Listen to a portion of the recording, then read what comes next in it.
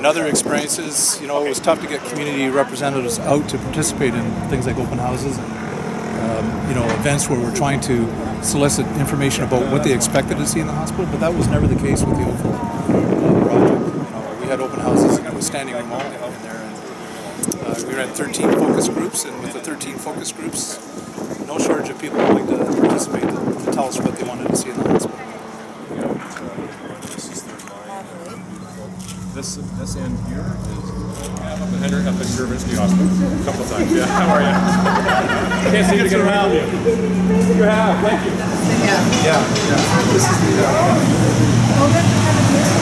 the cafeteria here. This corner will be the main entrance to emergency. And right behind we have Dundas.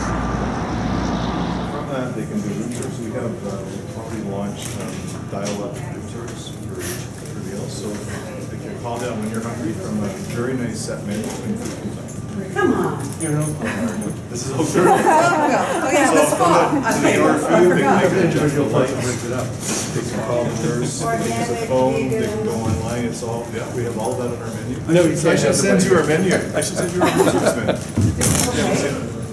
I might just move it. What's an expectation? That's right. Waste Yeah. That's right. Because we had something like 40 to 50% Does it actually waste. make sense from dollars and Oh, cents? absolutely. No kidding. Because you get less wastage of food. If the patient's ordering the food that they want, when they want it, rather than ordering the day before and then being, you know, a little under the weather the next day. Amazing. Yeah, you get less wastage and more I'm gonna nourishment. come here. Even if I'm Okay, so we're in the auditorium with Bill Bailey, Vice President of Redevelopment. The auditorium will be split into two sections. The back part of this auditorium will have rake seating, you know, like you would have in a theater. And the front portion will be flat with removable chairs. That allows you more flexibility in the way that you deploy the seating, so you can have events. In behind the stage area here, there's two large conference rooms that can be supporting activities that are going on in this auditorium as well. And you'll also be able to park under these covered columns, which is handy for weather incidents. So we've got a pond over there, which is going to remain intact. Are there other ponds behind, or? That's the Glen Oak Pond for the Glen Oak watershed, and then on the other side, the Tap Hole Pond is the larger one to the west of the campus. And then we have one on site just beyond the helipad in the southwest corner of the campus. So Will we be incorporating trails or things like that around for patients? There'll be on-site trails all around the campus as well, amenities for staff and visitors to the campus, and connection to the main walkways that go through the southern part of Dundas and the residential districts that are there. Which incorporates the idea of light and holistic and natural setting and wood. To the north, there's parks being constructed by the town in the northern area just beyond the campus, where the heritage lands are, and residents of Oakville will be invited on through the trails connecting to the north and the parklands. And the plans, I believe, include you know, soccer pitches and cricket pitches, the sort to the north. It's operable. But the thing that the architects looked for was building a building that was clad in a way that would feel familiar to people in the community. The stone on the side of this is a metaphor for the sedimentary rock that you would see in the escarpment, Mount Nemo to the west of us. The terracotta color of the predominant color of brick in Oakville, and the periwinkle is actually seen quite familiar. Was seen quite familiar to people as the color of purple loosestrife or wildflowers that are indigenous to this area, and that's stone on the outside of it, and that's to take the weight of the stone. It's one big fireplace. Doors to be ambulated, and you see that different color of concrete that goes around the outside. That's actually a heated walkway. Oh wow! So it won't get icy and be maintained. You'll notice the different. So rehab. Yeah. So patients that have had hip replacements or brain injuries or in a state where they need to familiarize themselves with being ready to leave the hospital will be brought out here for some of their treatment. The areas in the middle are intended to create different types of textures. And you'll see a ramp in the middle. They'll have railings on each side where patients can actually walk up there. So this is a dual purpose. It's a courtyard, but it's a functioning courtyard that's part of the program. Yeah, this is a device that will be installed in every inpatient room. It's a Blueware thermal disinfectant washer. So in a typical hospital, what happens is if a patient needs a bedpan, nurse brings a bedpan to the patient. When the bedpan has been used, the nurse has to come, take that bedpan and take it to a soiled utilities room, which is typically some distance from the patient. In this instance, every patient bathroom will include one of these units. It actually functions like a dishwasher. You push the button, it's programmable, it opens, bedpan goes into the bedpan washer, and is sterilized, ready for the next use. So every room has one. Every room. And what this does is, as I was talking before about trying to reduce sneaker time, no longer does the nurse have to go all the way down the hall with a soiled bedpan with diseases like C. difficile that we've read about. You know, that is a problem. Taking those bacteria, those spores, elsewhere in the building. It stays in the room, one washer, one patient, one sterilized unit. Wow. So this is a huge benefit to patient care, but also to the nurses and the staff to reduce their trip time and actually reduce sneaker time or trip time. Other hospitals use other means to do it, but we believe that this is the way that hospitals will be built in the future with these kinds of. Okay, so the chart goes there? Yeah, the charting station will be here, and on this side would be the storage for the personal protective equipment that would be stored outside the room. And you see all these little alcoves for 2 rooms, so it's not just a straight corridor. And the hospital's being built for the capacity of 602 beds. It's opening with the capacity for 457. So there's a floor and a half of the building that's being shelled in for future expansion, so we don't have to build onto the building. And how many of those rooms have windows looking Well, out? all the 80% of the rooms are single patient rooms like this one. Some of them have multi-bed rooms, like a semi, Yep. and in some cases 3-bed ward. But by and large, the vast majority of the rooms would be just like this one here.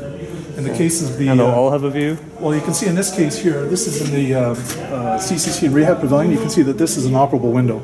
You can see that this window has the hardware to open, which will allow patients that are in here that are typically longer length of stay patients the opportunity to have fresh air come into the room and to hear the Comings and goings. the comings and goings of the community. Even the seemingly dead space of an interior courtyard is purpose built. It's not only allowing lights into a lot more rooms, but there's some gravel down there which is going to be used to create decorative patterns in the ground. So nothing wasted.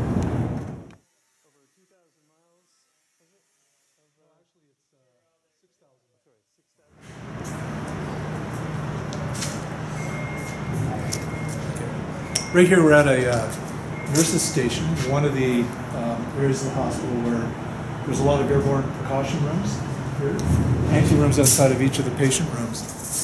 One of the features that we've included in this design is the extensive use of pneumatic tube stations. This is just a protected cover over the station, but the hospital is covered with 79 stations like this that will go to point to any station in the hospital.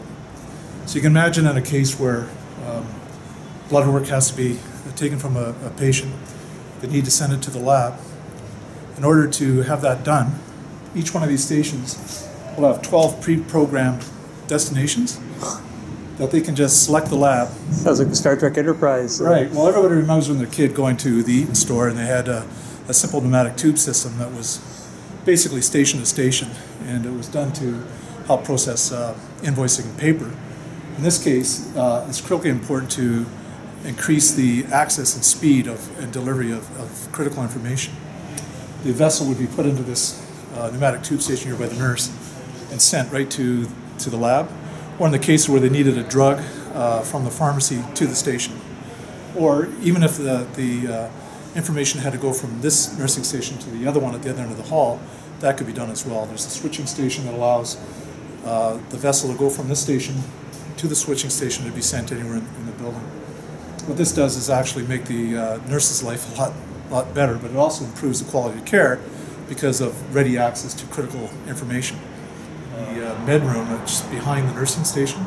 So every nursing station includes one of these rooms. There'll be computerized automatic dispensing units in each of these rooms, along with all the amenities that the nursing staff needs to create a safe environment for dispensing the drugs to patients.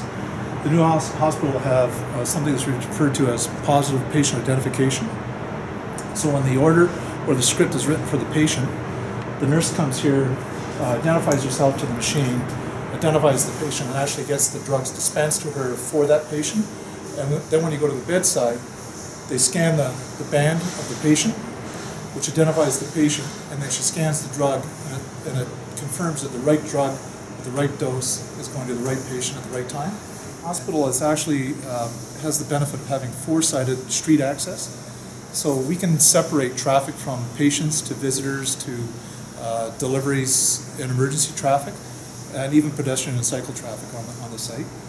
We have four separate streets with entrances off of each street, and a completely unique address for materials management. So the delivery of goods to the hospital support our operation will come in through a separate entrance and go to a lower level under the building where the loading docks are, so that there's no collision of traffic between visitors to the site and deliveries. Plus it's out of sight. With respect to the paths and networks around the site, there'll be trails around the site, and each of the building blocks, and there's four of them, have been designed in a way that they have a unique address. So if you're coming to visit someone in in this block of the building, you have an access point to this building that is unique to this part of the campus. That's important when you have a 1.6 million square foot building like this, that you make it manageable by providing discrete drop-off zones and points of entrance. Right, yeah. So, yes, on the east side, it's being widened, and that'll extend north to the new Burnethorpe Road, or the transit corridor that's being built across the northern limits of our campus, and that'll extend west to Bronte Road. So you've got major thoroughfares coming up from Bronte Road that connect to the campus from the north or the south, or straight up third line from the Queen Elizabeth Highway straight up to the campus, or from the north from the Highway 407, either down from Bronte Road and across that new connecting transit corridor, or from the 407 down across the 16 Mile Creek to our campuses. Good access and multiple ways to get here.